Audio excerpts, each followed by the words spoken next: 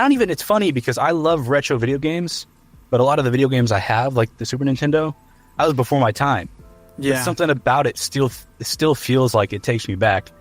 My first console was more like the PS1, which I have one back here. It's behind me, but that's probably my favorite of all time. I think it's something about the kind of tactile feeling. It's like having it in your hands. I mean, we live in a world where you can have anything. Like, yeah. Of course, I can emulate any game ever made on my Android phone, right? Sure. But having it, and there's nothing wrong with that, by the way. Like, if that's how you can access it, because it's not always so affordable to get into retro game collecting, stuff like that. Not anymore. Oh my gosh. No, not anymore. No, no, for sure. So much just, I don't know, feels fake these days. And so just being able to go back, I think it just brings me back to my childhood. Like, I have these VHS tapes. I'm not like constantly watching them, but just having them there on special occasions, putting one in, it just kind of takes me back in time, and it brings you to like just a nostalgia, right? That's why it's in the name of my channel. But the goal of my channel is just hopefully be able to give that same thing to other people. Right. Yeah, totally. I think I just remember Game Boy going to a friend's house and carrying cartridges, the link cable, a big old bag, bag, like the thing that sticks on the screen with the attached speakers, with the light that comes over the top, because Game Boy Colors didn't have lit screens. It was just the color, and not even color. It was literally just green. It was just green. Yeah, it was just awful. But I agree with you. The tactile part, like the SNES behind you, actually the insertion of the cartridge, even in 64, which was the PS1 time, like putting the cartridge in, taking the disc out of the case, actually reading the book that's intended with the game that sometimes had really cool Easter eggs inside it. Like a poster put on your wall. Exactly. Favorite PS1 game? Got to know before we keep going. Oh, you know what? My favorite is probably Tekken 3. Like, I played that with my brother just endlessly, and he always beat me. He's 3 years older than me, but I always tried, and I would just get like Eddie, the like character you can just spam like the kick button on it, and just like, and he'd still beat me. But I think an underrated one that I like is Croc. You ever heard of Croc? Yes. Legend of the Gabos? Yes. I do like that game. I feel like he gets kind of outshined by like Spyro and Crash Bandicoot and stuff. But the big names. I feel like he deserves a little more respect, I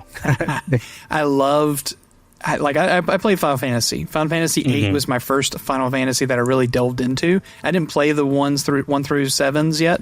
I really skipped 7, and I never really went back to it. Yeah. I loved 8, but honestly, I fell more in love with Legend of Dragoon than I ever did compared to Final Fantasy. And it was also not a huge title until much later. For some reason, it just was like, oh my god, that was like the best game ever. Loved it. It was a 3-disc, I think, as well. Those like multi-disc. I think I have Final Fantasy 9 on the PS1. I think there's like 4 discs. It's 4 discs. Crazy. Yeah. And also a good game. Final Fantasy 9, also a good game. Oh, man. So we start making content. We start releasing stuff. We've dabbled in, kind of vidoc is what it sounds like, kind of stuff about games, kind of like a breakdown of it. Then we're also doing reviews, stuff like that. When you started doing reviews, did you go with it inside the hot point of, I want to recommend the best product?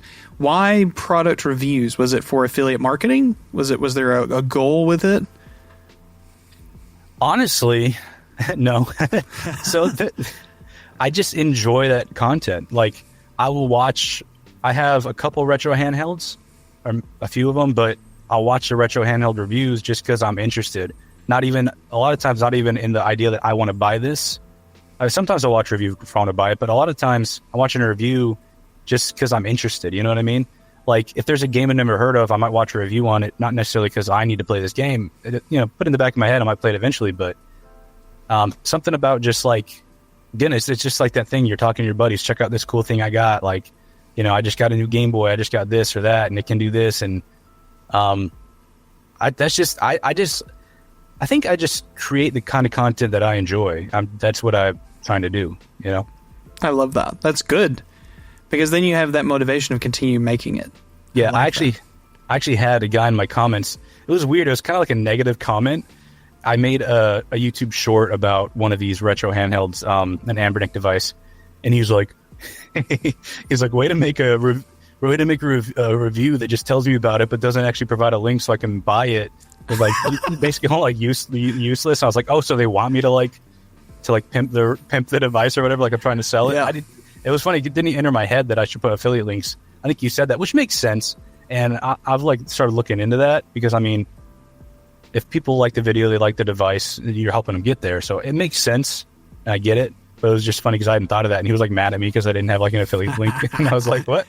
Well, you have to remember in today's world, TikTok world, I mean, every single video has a product attached to it now. Yeah. I mean, that's just, they show the product and they're like, oh, well, I want that. Most people are shopping, at least the Gen Z, earlier millennial, that's how they shop, is just real quick, little small things. So I think that's just part of the culture. And so when I was suggesting affiliate, that's part of what my channel is affiliate marketing. And I saw that and I was like, man, this is really good content. The last video we watched on your channel was talking about it was the handheld, and we were looking at several different things. Yeah. What was the handheld? Yeah. RGB, Alkity RGB 30. There we go. And looking at you do that device, I was like, man, this is like the biggest selling point for this. Hey guys, make sure you check out my Amazon link. Go check out my AliExpress, my whatever the case link. It would have been another opportunity to fund more, hey, because of your investment in this, I was able to get this, let's review this kind of a thing.